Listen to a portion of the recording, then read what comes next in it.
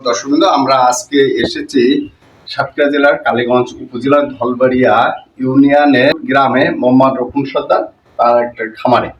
এবং গরুটা আজ সকাল থেকে খাচ্ছে না এবং হঠাৎ করে গরুটা এখন উঠতে পারছে না। আমরা খামারি মোহাম্মদ রকুন সর্দারের কাছে শুনবো তার গরুর সমস্যা কি।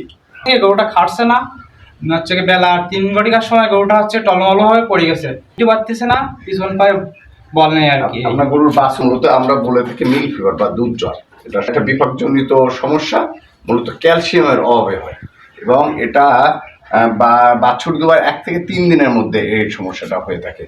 এবং দুগ্ধ উৎপাদনকারী জাত এই জাতীয় গরুতে বেশি দেখা যায়, দুধ বেশি দেয় এবং দুধের মাধ্যমে ক্যালসিয়াম বের হয়ে যায়। তখন তার শরীর থেকে এই ক্যালসিয়াম যখন ঠিকভাবে অ্যাবজর্ব না করতে পারে, তখন পরবর্তীতে ব্লাডে যখন ক্যালসিয়াম হঠাৎ পড়ে যায়, তখন সাধারণত ক্যালসিয়ামের ডেফিসিয়েন্সিতে এই রোগটা হয়ে যায়। এবং এই রোগটা আমরা কিভাবে বুঝবো, লক্ষণগুলো কি?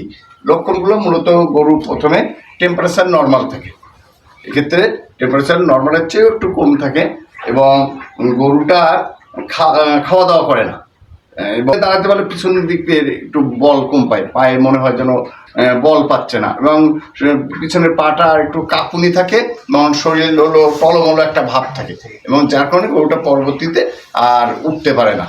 এক্ষেত্রে আমাদের অবশ্যই অতি দ্রুত উপজেলা প্রাণী সম্পদ দপ্তর ভেটেরিনারি হসপিটালের যে ভেটেরিনারি সার্জনের যোগাযোগ করতে হবে এবং যত তাড়াতাড়ি সম্ভব এই গরুটাকে আমাদের চিকিৎসা করতে হবে। চিকিৎসা আমরা মূলত যেটা করতে হবে, যেহেতু ক্যালসিয়ামের ঘাটতি থাকে, এই জন্য আমরা বাজারে ইন্ট্রাভেনাস যে ক্যালসিয়াম থাকে এইগুলো আমরা স্যালাইনের সাথে দিতে হবে।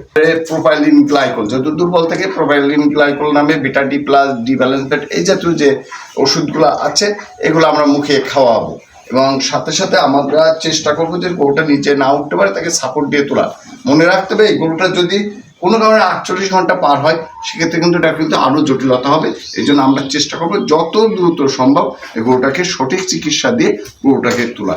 আমার এখন দেখছেন এই গরুটা উঠে দাঁড়িয়েছে এবং বাছুর তার মার দুধ খাচ্ছে। তাই আমরা আপনাদেরকে সবসময় বলি, আপনারা চেষ্টা করবেন যে যত এই জাতীয় মিল্ক ফিভারের ক্ষেত্রে অতি শীঘ্রই উপজেলা প্রাণী সম্পদ দপ্তর ভেটেরিনারি হসপিটালের সাথে যোগাযোগ করবেন এবং আমরা যত তাড়াতাড়ি এটা চিকিৎসা করতে পারবো এই গরুটা রিকভারি করবে।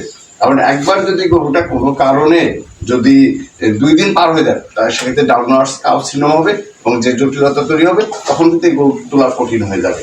করার উদ্দেশ্য ছিল যে খামারিদের সচেতন করা। এই ভিডিওটি আপনারা বেশি করে শেয়ার করবেন, খামারিদেরকে সচেতন করবেন। ধন্যবাদ সকলকে।